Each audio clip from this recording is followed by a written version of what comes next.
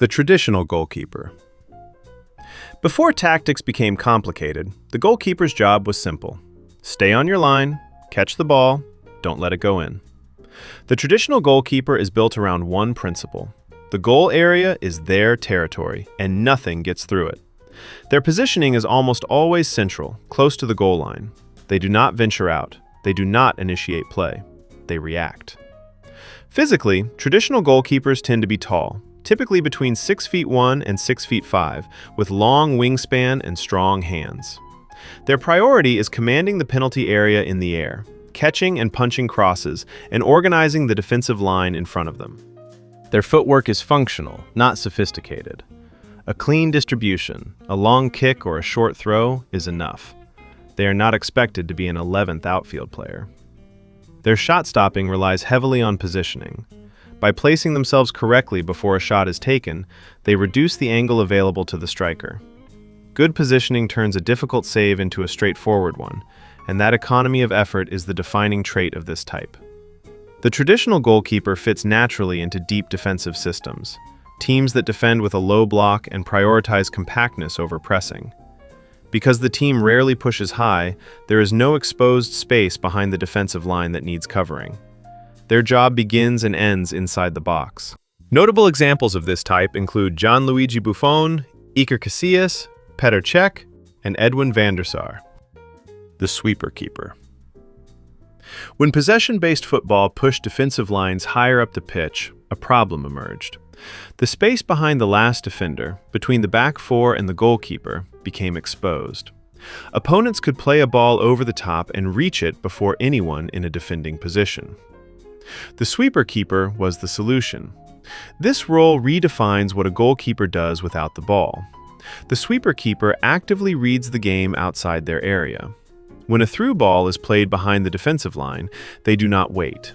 They leave their goal and win the ball first, acting as an auxiliary defender operating behind the last line. Speed off the line matters more here than pure height. A sweeper keeper must cover large distances quickly, and their decision-making, whether to come out or hold their position, must be immediate and accurate. A wrong read means an empty goal.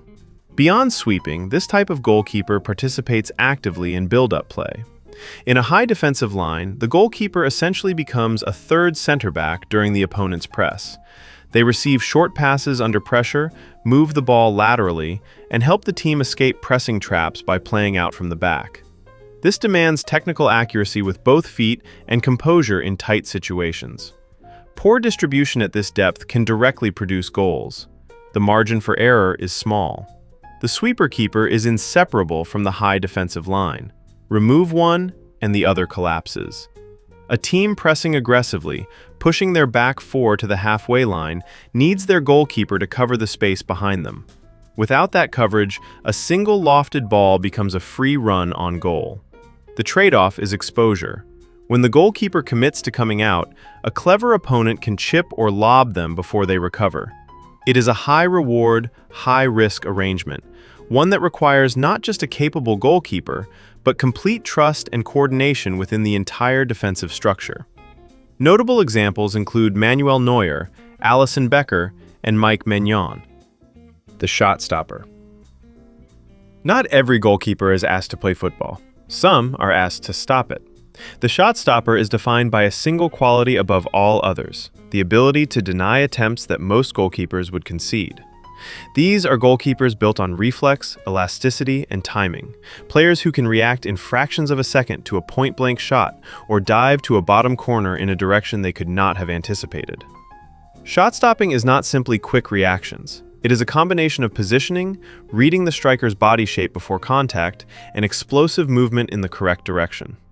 The best shot stoppers can anticipate, beginning their movement slightly before the ball is struck because they have already read where it is going based on the shooter's hips, planting foot, and angle of approach.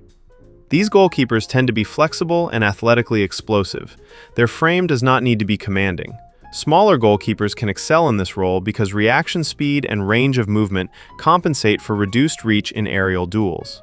However, a specialist shot stopper often carries clear limitations. Their distribution may be inconsistent.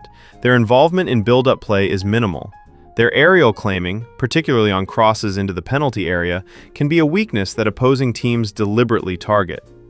In a system that demands more from its goalkeeper, a pure shot stopper can become a liability outside the 6-yard box. Shot stoppers thrive behind teams that accept conceding chances, counterattacking sides, low-block defensive systems, or squads that use their goalkeeper as a final safety net rather than a ball-playing asset. When the plan is to absorb pressure and rely on quality in the final third, having someone in goal who can save the unsavable is a legitimate and rational tactical choice. Notable examples include Jan Oblak, Gianluigi Donnarumma, and David De Gea. The ball-playing goalkeeper. There is a version of the sweeper keeper that goes further, not just covering space behind the defensive line, but actively participating in possession, receiving the ball under pressure, exchanging short passes with defenders, and functioning as a genuine outfield player in the team's build-up structure. This is the ball-playing goalkeeper, and it represents the most radical redefinition of the position in football's history. In a high-pressing system, opponents will sometimes choose to press the goalkeeper deliberately, forcing them into a long clearance that surrenders possession. The ball-playing goalkeeper breaks this press. By being comfortable receiving the ball under pressure and distributing accurately in tight spaces, they give the team an additional passing option that the opponent cannot ignore. This forces the opposing team into a difficult decision. Press the goalkeeper and risk being exposed by a precise pass that bypasses the press, or sit deeper and concede the space behind them.